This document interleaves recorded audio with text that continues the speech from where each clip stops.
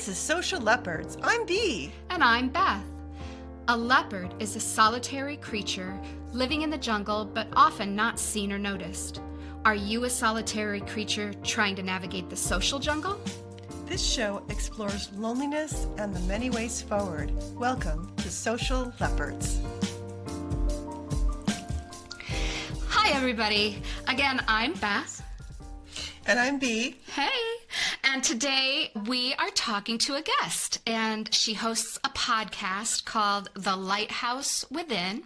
And I've been listening to it. You've been listening to it. Yes. And what I think you will agree with by the end of this episode is that Ambar Paloma is a light and joyful person, and we are very excited to speak with you today, Ambar. Welcome to Social Leopards. Thank you, and thank you so much for that sweet introduction. I enjoy your podcast so much, and I love how you incorporate your laughter into it. It really is engaging, and I just wanted to kind of like throw that out there at the beginning. I agree. Thank you. And I really enjoyed your podcast about anxiety versus intuition. It really brought home a lot of things to me. Made me think about a time when I was going through a very challenging decision in my life. And I have to still say that, and I didn't know whether it was anxiety or whether it was intuition, but I knew at some level it was a wrong decision, but I couldn't really follow my gut because it was so confusing that I did make the decision it was wrong. And, I still look back and I wonder if I was able to separate those two things, would the outcome have been different? And I just wanted to ask you, how did you decide to write that podcast, and what happened to you that inspired you to do that? Wow, yeah, I struggled with this question so much throughout my 20s. And I think as women, we're naturally intuitive. And what I found out by writing that episode is that intuition isn't based on evidence. And I think when we're like raised in a society where you're taught to look for evidence, and then you're trying to tune into something that isn't based on evidence, it can be really confusing. And so part of the reason why I was inspired to write that episode was because I was going through a bit of a breakup at that time, but I was going back and forth with my then boyfriend, and I just had this gut feeling that things weren't going to work out. And I remember telling a friend, I was like, I don't know if this is intuition or anxiety. There's that big question. And I was like, I don't know if I should just let this go and stop fighting for it, or if that's some kind of relationship anxiety that I was feeling. Of course, my intuition ended up being right. And then I hear my friends asking this question all the time when they would ask me and they would ask other people, is it intuition or is it anxiety? And I was like, I need to get to the bottom of this. This is like a service to society, which I say in the episode as well. Because I was like, I think a lot of people struggle with this. And I've created additional resources to help. They're totally free. I just want to help people solve this problem so that they can make decisions more clearly for themselves with more confidence. Hey, and on that note, we will have in our show notes, access to your details. And so let's make sure that the link to your website or wherever those resources are part of that, okay? Yeah, that sounds wonderful. Thank you. And as you were speaking, I was thinking about the book Blink by Malcolm Gladwell. And that is a book about trusting your gut and how that kind of changes your perspective as well. So you're familiar with that book? I'm familiar with him, but I haven't read that one, so I need to put it on my list. It's a pretty easy read. It isn't a brand new book, but if you've read anything by Gladwell, he's very relatable and tells a lot of stories, and he kind of takes what could be a very dry subject and makes it very readable. Yeah, it really was. Very good book, and it was very easy and fun to read. Actually, I remember I read it when I was traveling somewhere, so it was the one I picked up at the airport. So.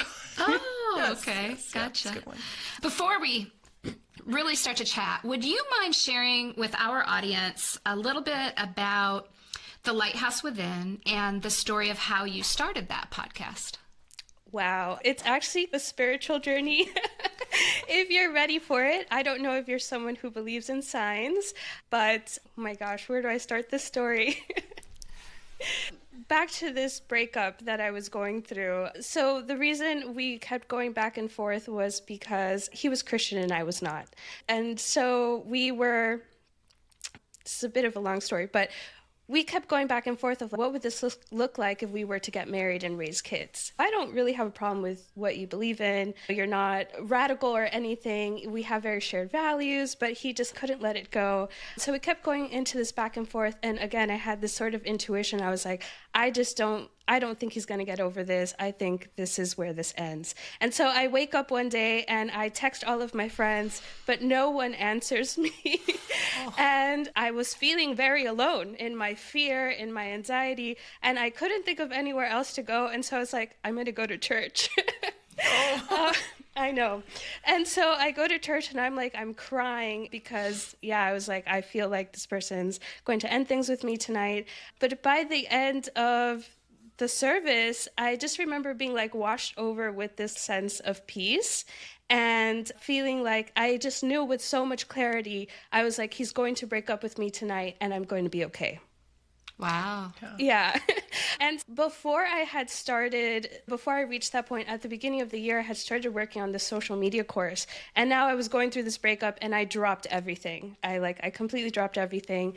And I remember about a month later, I was like watching this video that was like, you should see your single season as a gift.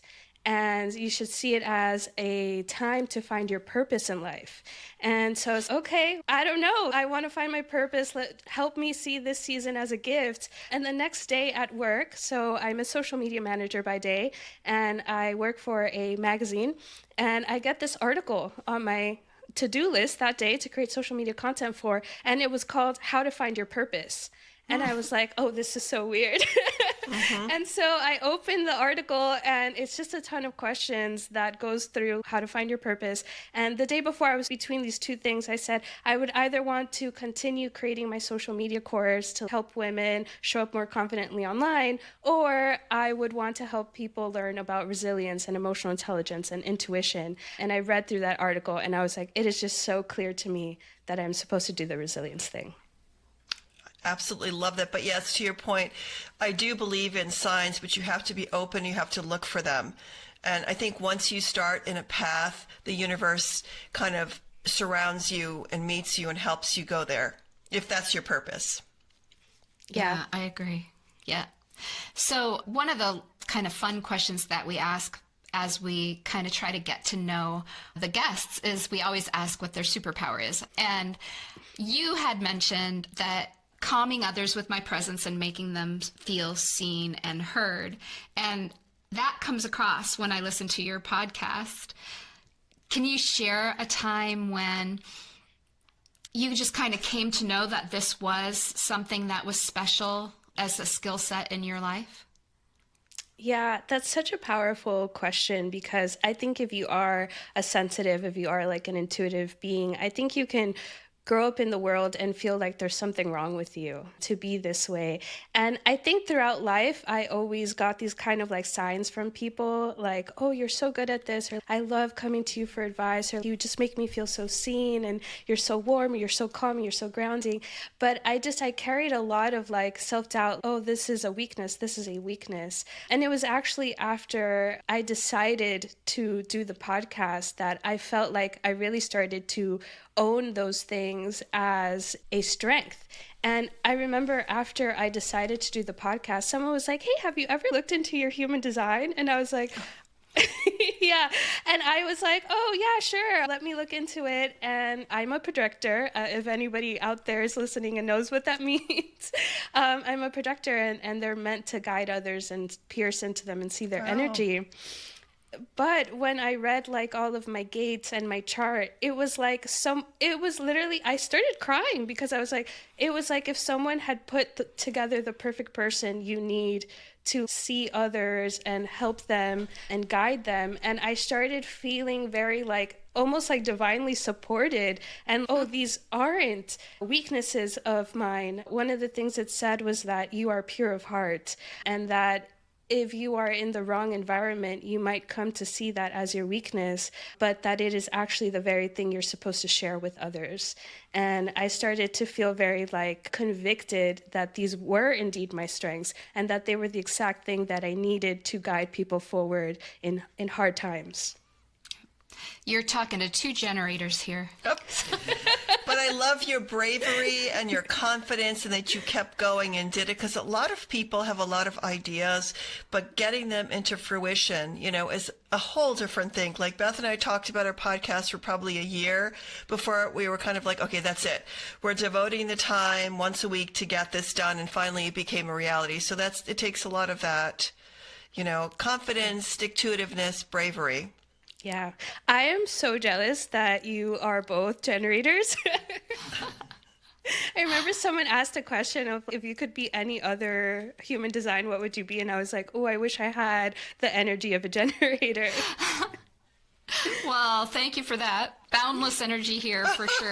Yeah, more generation coming from her than from me. But I don't know. We bounce each other off the walls sometimes, but I think that's what kind of makes us work. So another thing that you shared with us prior to this interview was how you have struggled personally with social anxiety. So can you share a few insights with us from your personal journey about how taking risks helped you heal? Yeah, absolutely. I shared in my personal podcast that I struggled a lot with social anxiety around the time that I was 19. And it was very debilitating to the point that I didn't want to leave my house. And one of the things that helped me in recovering from that was actually a bit of getting back in tune with myself and taking some risks. I decided that one of the things I've always loved to do is I've been an avid volunteer all my life. Even when I was like 11, I was at Relay for Life every year. Yeah. And so I decided I would look for a volunteer organization at my university. And so I decided that I would go for the executive board of this organization called Alternative Breaks. They're really popular among colleges. And basically, instead of over spring break or winter break or summer break, instead of like maybe just going out to party, you go and do volunteer projects across the United States and maybe even abroad. And so I went for their executive board, and here I am, Miss Social Anxiety, and the role that they give me is the public relations chair. Oh my gosh. I know. And my co-chair was just like this like really bubbly, energetic, like loud, like very extroverted kind of person who we are still like really good friends. But I think that this really made me heal. And because I felt really passionate about helping to get volunteers so that we could help these organizations. Suddenly, I think that need to do it for somebody else and for a good cause gave me a bit of the confidence to just show up. So, yeah. So what was I don't want to say breaking point, or what was the moment when you knew you could do it? Because I hear from a lot of others, I can't, I'm too afraid. Fear is just an emotion, right? But it is so powerful and it feels so real in the moment. So how did you push past that to get to the point where you could be a public relations manager when it was something that was so foreign to your social anxiety? Wow. Yeah. And to your point, I remember, so that was maybe in the fall semester of my junior year. I remember in the spring semester of my sophomore year having to get up and give a presentation in class, and I completely blanked. And it was terrifying. And my professor just told me that I could sit down. But I was so ashamed. I don't think I went to class for a week afterwards. And I think that there was a lot of things where something kept replaying in my mind that was like, I don't feel like myself. I don't feel like myself. I don't feel like myself. And I shared that. I confided in a friend, and she was like, have you ever thought about seeking counseling or therapy? So I did go to see a therapist. And I think that journey of just, because I think my social anxiety was very linked to this depression that I was experiencing at the time, and this kind of like disassociation that I was experiencing. And I think that therapy was so important to my healing. Yeah. Yeah. We often bring that forward as a recommendation when people just don't even know where to start. And it's hard to explain the why go to therapy piece when there are so many self-help books out there. To you, from your personal perspective, what's the biggest difference between reading resources and trying to self-help as opposed to going through it with a therapist? That is a fantastic question, especially as someone who reads a lot of self-help books. I probably read at least one a month. Yeah, I think that when you are in that point of crisis, I think your brain is not at a level where it can seek solutions. It is stuck in a negative loop where you are just reinforcing and finding more problems all around you. And when you're that isolated, when you're in that place of not being solution oriented, it doesn't matter what you read, you're not going to get up and keep doing it. And it's really that consistency piece, right? The ability to keep showing up and keep doing it to get yourself out of that dark place. And I think that another thing is my therapist at the time was able to see things that I was not ready to see because I was struggling with a lot of things from my childhood that I had normalized because I grew up with it my whole life. So I didn't think there was something wrong with what they were doing. I thought there was something wrong with the way I was reacting. And that's what I needed to fix. So if you don't go in and have that kind of objective assessment, you could be trying to fix the wrong problem to stay in a situation that's not healthy for you. Whereas what my therapist helped me realize was that I was stuck in some toxic dynamics that I needed to maybe either cut off or put some distance in place. And I think she helped me also process what I had gone through and then tap into my own personal confidence. So there's really there's so many things that you need to fix. And I think with just a self-help book, you might not have the full solution. Amen, yes, sister. And that was a very good point. The solution, it sounds like, and also you got more perspectives of what was happening. So you kind of integrate all those things and realize that maybe, you could, as they say, write a different story of what happened to you and that story that is the more positive outcome for you. Yeah, that's so powerful. I think the stories we tell ourselves and the stories of our life. And I think that when you're trying to do it just by yourself and you're not able to fix it, I think that you can just reinforce that idea that there's something wrong with me. I'm not capable. Whereas when you're with someone who can even just tell you, oh, you know what, this takes a long time to get through, or I've had other people go through this and it took them X amount of time to move through this. You have that perspective of, oh, this is something that takes time and it's okay if I'm dealing with this maybe even for months or years, depending on what it is that you're processing. But when you're just doing it on your own, you can feel like, why am I not getting over this? Mm-hmm, mm-hmm. Good point. Yeah. The problem I think a lot of people also have is, number one, they're afraid to reach out to a therapist because they feel like someone's going to judge them negatively. And also I find that the resources we have, sometimes there aren't enough people around, or the availability is poor. So how did you actually find the therapist that you had? Yes, so I was at university, so we had a counseling and wellness center on campus that I was able to go through. At first, like you said, they didn't have any availability because I did go in the middle of the spring semester. So a lot of the therapists were already booked from the fall. So what they do is they refer you to people who they're in network with, and they help find one that works with your insurance if you have one. If you don't have insurance, they also help find people with sliding scales that you might be able to afford. I think another one that I want to point out for people who might be looking for a therapist, psychology.com actually helps you filter for your insurance and even the issues that you are dealing with. So you can filter for things like anxiety or relationship or childhood trauma or things like that. Yeah. Oh, thank you for that. We appreciate that a lot. Yep. We try to give out as many resources as we can as we go. So back to social anxiety.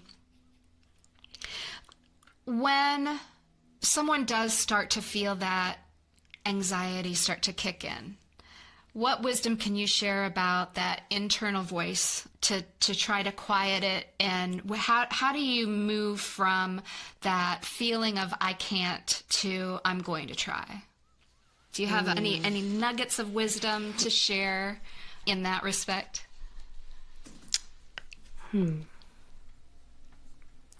That's a really good question. I think there's two things that I want to share. One of them is you don't have to have it all figured out. I think sometimes there's this pressure to have this big, perfect plan in place. I want you to just focus on doing the next right thing. If you could think, what is the next right thing that would bring me closer to feeling good? Is that calling a friend? Is that petting a dog? Is that going to ask for help? I just want you to focus on doing the next right thing, because I think sometimes when you're already in that place of anxiety, social anxiety or anxiety of depression, of like mental health crisis, it can feel daunting to have it all figured out.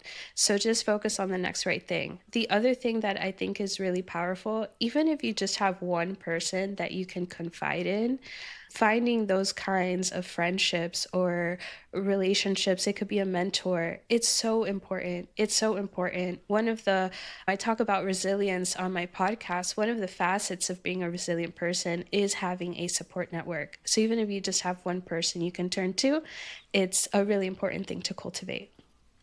Yeah. Yeah. So moving on to resilience, since that was a pretty good segue. Thank you very much.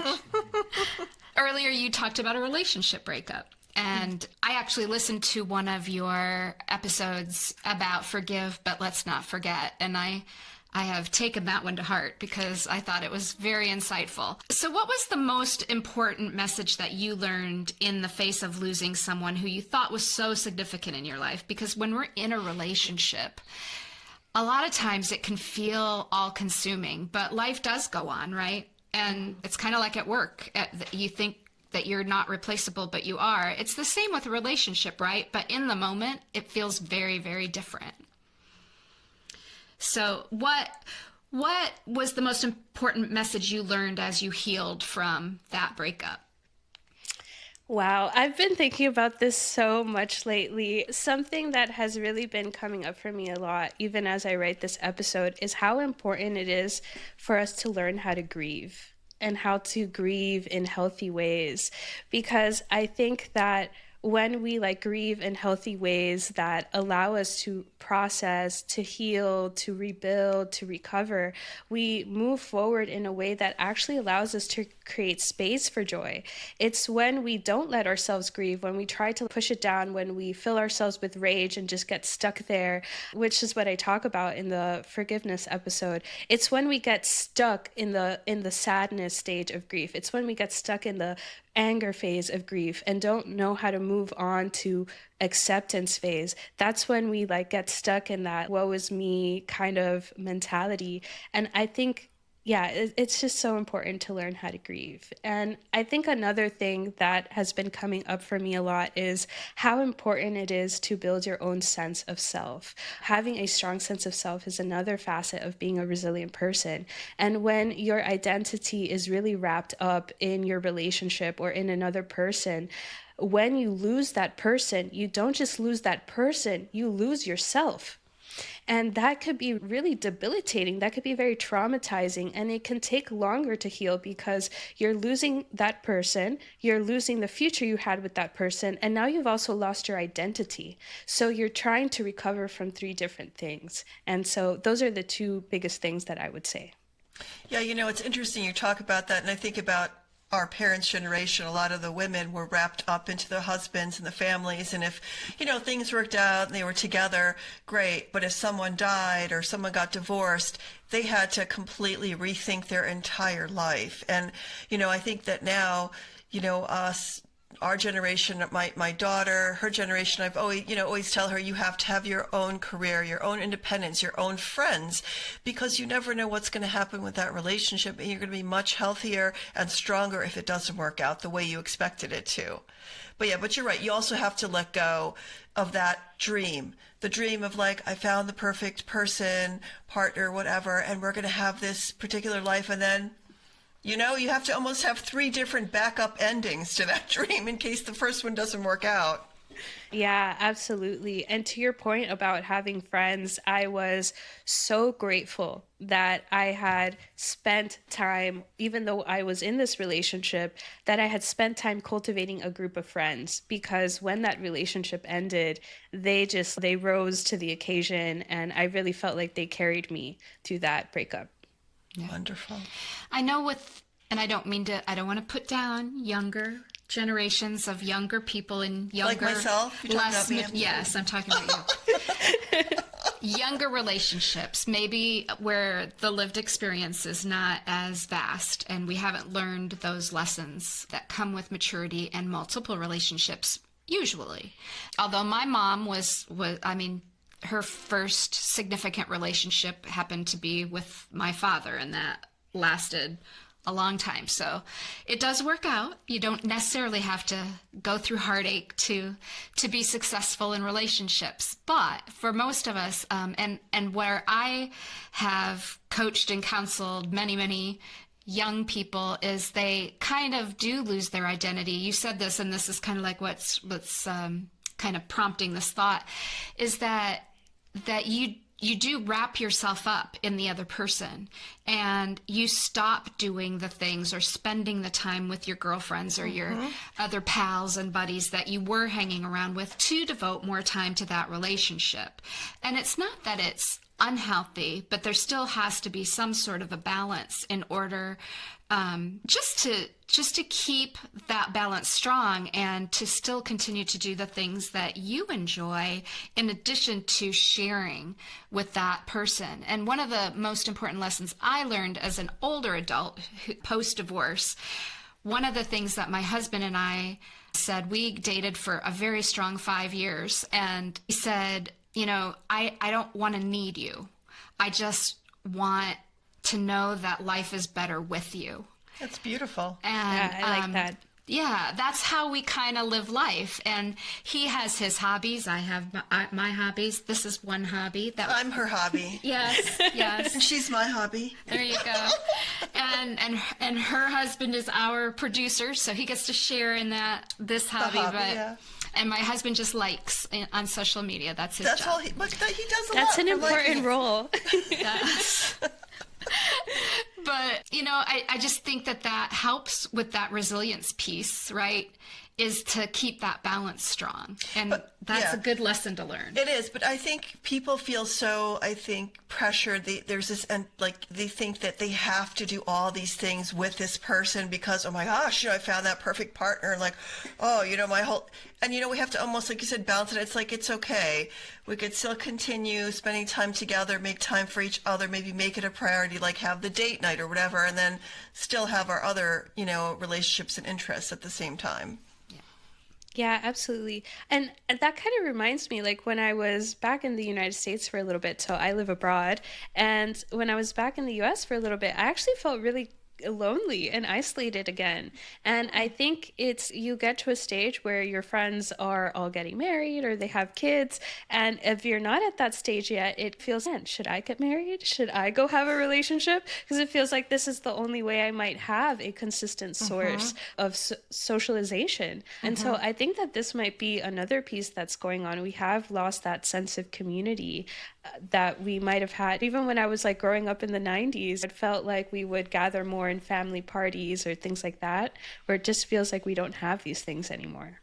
Yeah. Or people that are having, quote, relationships, unquote, and they have never met one another because their entire relationship is on WhatsApp or, whatever other social platform that their Instagram phone calls, things like that. And losing that one-on-one personal connection, I believe that humans are social creatures and that they do at some point crave to be social. But when you get out of that habit, it really becomes kind of a bit of a spiral in the wrong direction because you get accustomed to not having that physical contact.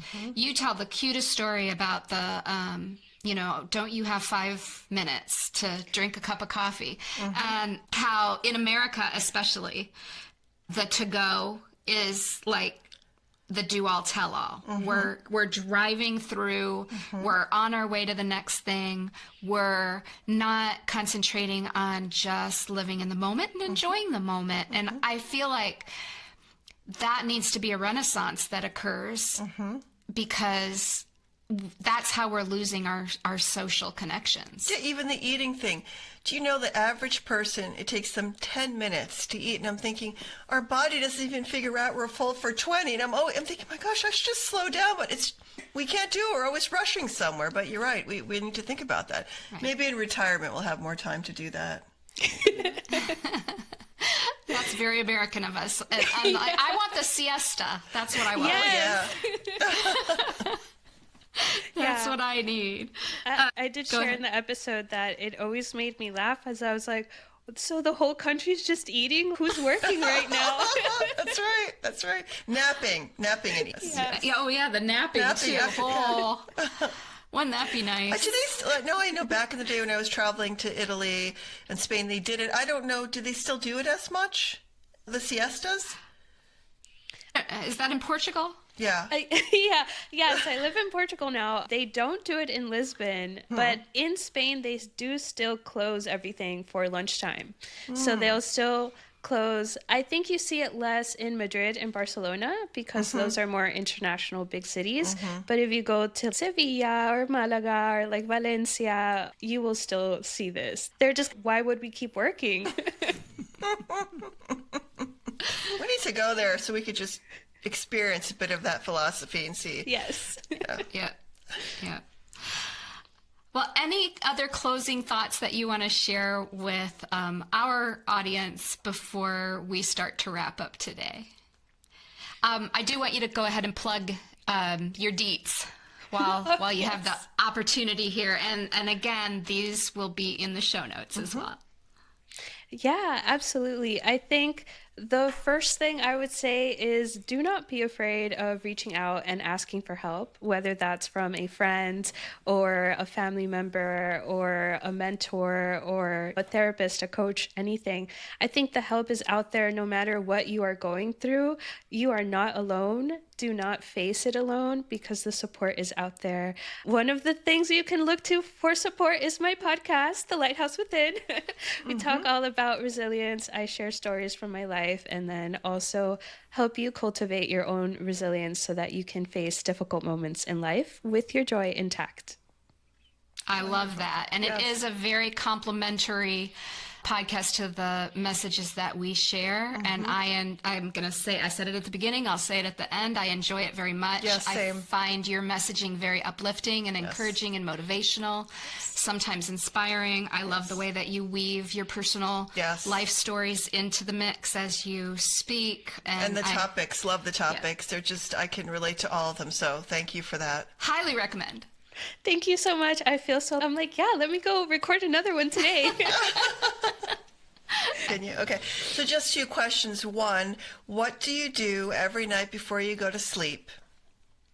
Ooh, every night before I go to sleep, I have a dance party in my kitchen while I do the dishes. Oh, I love it. That is so awesome. Yeah. And then I get in bed and I read something. That's a great idea to kind of calm down. Yeah. I have a very active mind, so if I don't do this, I will not sleep. That's a great idea. And the second question is, what, if anything, do you need to let go of this year to make room for something else that you want to do? Okay, something I'm actively trying to let go of is the need to do it all. Oh, okay. Yeah. Yeah. Love it. Yeah, I think sometimes we need to focus on what we're called to instead of trying to do everything. Right. That's what we're struggling with over here all the time. Yeah. Yep. Yeah, I hear you. Yeah. And there is some neuroscience in that dance party stuff. Yes, right? there is. That's the new trendy. We're going to have to try to do the dance party thing. I like Yeah. that. I've been reading a lot about that and seeing a lot of that, or the Qigong, or is that how you say that? Just those movements are so relaxing and they kind of let go. It's that letting go piece. It's right. And it's fun at the same time, right? Yeah, definitely. Yeah, and there's also, like you said, neuroscience that trauma or emotions can get stuck in your body. So any kind of movement is just so good for you. Absolutely. Yep. Got it. I have a right. question for you now. Ooh. What if you had a dance party in your kitchen tonight? What are you playing? Oh my gosh. Well, I have a 9-year-old granddaughter. And it's hard to find good dance music that is still appropriate for a 9-year-old. And so we often dance to Staying Alive by the Bee Gees from the 70s. Oh my gosh. I love disco music. It's so good. It is, isn't it? Yes. It's still my favorite genre. I admit it. I have it when I drive, to work. I'm always listening to disco music, and my daughter makes fun of me all the time, but, I don't. It's fun. It's uplifting. Yeah, she doesn't know what's good for her. Clearly. Yeah. How about you? Do you have a go-to Music? Yeah. dance move? I do like Hot Stuff. Ooh. That's a good Who's that? one. That's Favorite. who sings that? Donna Summer. Donna Summer. That's We had right. so many karaoke moments with Donna Summer with Hot Stuff. Some funny ones. So yeah, it's just fun. I don't know. It's fun, but her lyrics crack me up. When I listen to that, it just makes me laugh. Yes. I know. And our most cathartic, fun karaoke song is 1-2-3 Zombie. Ooh. Okay, yes, with Sung some that headbanging. more times. Well, we were mid-laughter, but unfortunately we lost connection with Miss Amber, but thank her very much for her time and energy today speaking with us. And so we are going to wrap up today's episode. And again, check out our show notes for some of the details and look forward to speaking to you soon. Yeah. Have a great week. Hey, Social Leopards, don't slink back into the jungle quite yet. We have 2 important messages to share. First, remember to like this episode, drop us a comment, and if you haven't done it yet, follow this show or subscribe to our YouTube channel. You can reach us on social media. You can also email share@socialleopards.com to contact us privately. All links are in the show notes. We love and appreciate hearing from those who listen to the show. Second, we want you to know that this show is not intended to be a replacement for professional therapy. If you are struggling or if you need to interact with another person, check out the show notes for resources. Thanks for listening.